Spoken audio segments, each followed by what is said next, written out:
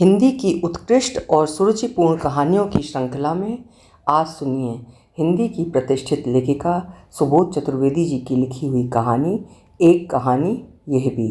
तो शुरू करें कहानी। मीरा दीदी, अच्छा हुआ आप आ गईं। थोड़ी देर आप पापा के पास बैठें, मैं ज़रा जाकर माँ को देखूं खाना खाया है या नहीं। बड़ी मुश्किल से खाना खाने भेजा था, पता नहीं क्या कर रही हैं। क्या 3 बज रहे हैं? माँ ने अब तक खाना नहीं खाया? ये भी ना दिन भर हलकान होती रहेंगी, पर मजाल है वक्त से पेट में 2 कौर डाल लें। वे भी क्या करें, तोशी ने झल्लाते हुए जवाब दिया। मैं भी कॉलेज से अभी अभी लौटी हूँ। पापा को जैसे आप जानती नहीं हो, माँ को पास से हिलने ही नहीं देते।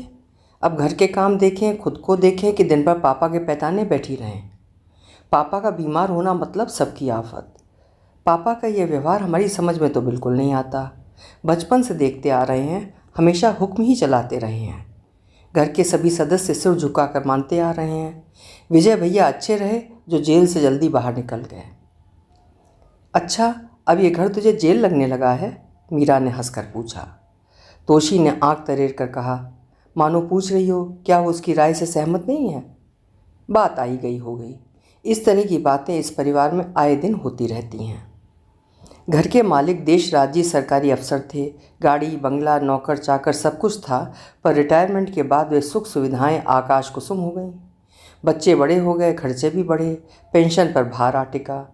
विजय होटल मैनेजमेंट का कोर्स करने पूना चला गया। तोशी कॉलेज में पढ़ रही है। बस बड़ी बेटी मीरा कॉलेज में लेक्चरर हो गई है। बच्चे देर से हुए, जिम्मेदारी निभाने का वक्त आया तब तक रिटायर हो गए। सरकारी नौकरी में नौकरों पर हुक्म चलाने की जो आदत पड़ गई वो अब सहजता से जाती नहीं है। बच्चे तो फिर भी कन्नी काट कर निकल जाते हैं, पर पत्नी माया को दिन भर हुक्म बजाना पड़ता है। आजकल महंगाई के ज़माने में घर चलाना कितना मुश्किल है। देश राज इन सब बातों से बिल्कुल असंपृक्त हैं। पेंशन पत्नी के हाथ पर रखकर निश्चिंत हो जाते हैं, बाकी सिरदर्द पत्नी का। अपने खाने पीने में कोई कोताही बर्दाश्त नहीं है। शुरू से ही शौकीन रहे हैं। भले ही शाकाहारी खाना हो, पर बस दाल रोटी से काम नहीं चलता। साथ में सब्जियां, रायता, चटनी, पापड़ भी होना चाहिए। किसी भी चीज़ की कटौती उनके मूड को बिगाड़ने के लिए काफ़ी होती है। रात के भोजन में मीठा बेहद ज़रूरी है। बेचारी माया देवी जानती हैं कि वे कैसे व्यवस्था बना पाती हैं। परिस्थितियों से अनजान वे खुद भी नहीं हैं, सब जानते हैं, पर आदतों के गुलाम ठहरे।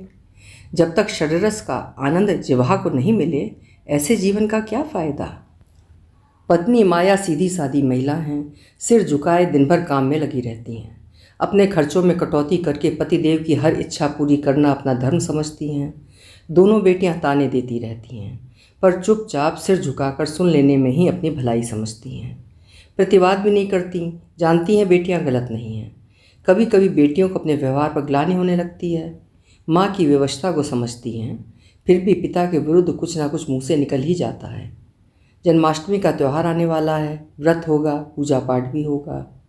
उसके लिए जो पकवान बनेंगे उसके लिए सामान की लिस्ट देशराज जी ने 1 हफ्ते पहले बना के मेज़ पर रख दी है। कटौती की कोई गुंजाइश नहीं है। मेवे की खीर है, मिष्ठान है, फलाहारी व्रत का सामान है। माया देवी की चिंता का विषय ये तो था ही, अब उसमें इजाफा पति की बीमारी का और हो गया है। कल रात से बुखार आ रहा है, बहुत ज़्यादा भी नहीं है, पर उनका बीमार होना पूरे घर के लिए शामत आना है, ख़ास तौर से पत्नी की। सहन शक्ति तो उनमें नाम मात्र भी नहीं है। ज़ोर ज़ोर से कराहना उनकी दिनचर्या में शामिल हो जाता है। पत्नी को हर वक्त सामने मौजूद रहना पड़ता है। कभी पैर दबाने हैं, कभी सिर दबाना, कभी थर्मामीटर, कभी दूध, कभी दवाई। आज सुबह से चक्कर गिन्नी बनी हुई हैं। तोशी के कॉलेज जाने से पहले जल्दी से नहा धोकर संक्षिप्त सी पूजा करके आ गई थीं। जैसे जैसे उल्टा सीधा खाना बनाया था। खुद भले ही भूखी रह लें, पर बेटियों के लिए तो बनाना ही था। माँ की चिंता अपार है। मीरा भी कॉलेज से वापस आ गई है, पर माया देवी ने अब तक खाना नहीं खाया है। क्यों माँ, तुमने अभी तक खाना क्यों नहीं खाया है? क्या कर रही हो? कुछ नहीं बेटा, तुम्हारे पापा के लिए जूस निकाल रही थी, बस उसके बाद खा लूँगी।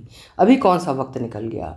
सच कहती हो, कौन सा वक्त निकल गया, पर 3 बज रहे हैं, मालूम है। नाश्ते से तो तुम्हारा नाता है ही नहीं, जानती हूँ, पर दोपहर का खाना तो समय से खा सकती हो। अब बेटा तुम दोनों कॉलेज चली गई थी, बीमार आदमी के पास कौन बैठता, अकेले कैसे छोड़ देती। क्यों, वे छोटे बच्चे हैं क्या? या बहुत ज़्यादा बीमार हैं? 10 मिनट अकेले नहीं रह सकते जो तुम भी समय से खाना खा सको? हद हो गई है मम्मी। अब तुम सब जानती तो हो बेटा। हाँ हाँ, सब जानते हैं, तुमने ही आदतें बिगाड़ रखी हैं, मीरा बोली। हमेशा सामने हाथ बांधे जो खड़ी रहती हो। क्या कभी एक बार भी उन्होंने तुमसे खाने के विषय में पूछा, या बस अपनी ही चिंता कर सकते हैं? माया देवी हंस पड़ी, बोली, अरे ज़िंदगी में कभी पूछा है जो अब बुढ़ापे में पूछेंगे? इतना खुदगर्ज आत्मकेंद्रित इंसान हमने आज तक नहीं देखा। कभी ये नहीं सोचते कि यदि तुम बीमार पड़ गई तो बिस्तर पर पानी कौन देगा? पास में मेज पर रखा पानी भी अपने हाथ से उठाकर नहीं पी सकते। अभी तो बीमार हैं, पर जब ठीक होते हैं तभी कौन सा काम अपने हाथ से करते हैं? हर चीज़ हाथ में चाहिए होती है। दिन भर तुम्हें बच्चों की तरह दौड़ाते रहते हैं। क्या तुम्हारा बुढ़ापा नहीं दिखता? माया देवी ने ठंडी सांस भरी। नहीं बेटा, बूढ़ा तो बस आदमी होता है। हम औरतें कभी रिटायर नहीं होती, ना अपनी उम्र से ना घर के काम से। अंतिम सांस लेने पर ही दुनिया रिटायर करती है। अच्छा छोड़ो ये पचड़ा, जूस लेकर मैं जा रही हूँ। जब तक खाना नहीं खा लो कमरे में आने की ज़रूरत नहीं है। हम दोनों वहीं बैठे हैं, जो ज़रूरत होगी देख लेंगे। पर बेटा, अभी आवाज़ लगाएंगे तो लगाने दो ना। अनसुना करना भी सीखो। थोड़ी देर कमर सीधी कर लेना। सुबह से लगी हो, रात को जब पैर दुखेंगे तब बैठकर तेल मलोगी। अब ये तो अपना अपना भाग्य है। बहुत खूब, भाग्यवान तो पिताजी हैं जो मर्द बनकर पैदा हुए हैं।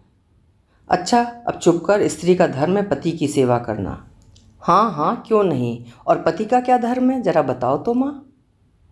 ठीक है, तुम मत निभाना स्त्री धर्म पति धर्म। My foot. बड़बड़ाते हुए मीरा तो चली गई। माया देवी थाली परोसकर तो बैठी, पर भूख खत्म हो चुकी थी। दूसरों के लिए सब कर लेती हैं, पर अपने लिए उदासीन भाव घेर लेता है। कभी कभी तो कंघी करने का भी वक्त नहीं मिल पाता है। आईना देखे भी न जाने कितने दिन हो गए। नहाना धोना भी तूफानी गति से करना पड़ता है। इस बीच न जाने कितनी बार पुकार लग जाती है। कभी चश्मा, कभी पेपर, कभी गर्म चाय की फरमाइश। सुबह एक बार जो बिस्तर से उठती हैं, फिर नहीं जानती कमर सीधा करना किसे कहते हैं। सुबह दोनों बेटियां निकल जाती हैं, फिर दिन भर घर के काम, पति की पुकार पर दौड़ लगाना दिनचर्या में शामिल है। अब तो आदत पड़ गई है, लेकिन जब तब बेटियों की नाराज़गी सहनी पड़ती है। कभी पढ़ने का शौक़ था, पर अब तो पेपर पढ़ना भी मैसर नहीं रहा। रिश्तों के भंवर में फंसी उनकी नाव सुबह से लेकर रात तक हिचकोले खाती रहती है। जब भी देशराज बीमार पड़ते हैं, उनका कलेजा मुंह को आने लगता है। वे भगवान से यही प्रार्थना करती हैं कि पति के हिस्से की बीमारी भी उन्हें ही दे दे। भगवान इतना सीधा नहीं है। 2-4 महीने के अंतराल पर देशराज जी को झटका लग ही जाता है। बस उनकी परीक्षा का दौर शुरू हो जाता है। पति ब्लड प्रेशर के मरीज हैं। 2 रोटी निगलते वक्त मंथन चलता रहा। कमर सीधी करने के लिए लेटी ही थीं कि बिजली चली गई। हड़बड़ा कर उठ बैठी। अभी आवाज़ लगेगी, चाय का वक्त हो गया है। समय से वो भी चाहिए। यंत्र चलित माया देवी के कदम रसोई की ओर मुड़ गए। अभी आप सुन रहे थे सुबोध चतुर्वेदी जी की लिखी हुई कहानी एक कहानी ये भी। कहानी छोटी थी, लेकिन उम्मीद है आपको पसंद आई होगी। कल मिलेंगे फिर किसी बेहतरीन कहानी के साथ। आपका समय शुभ हो।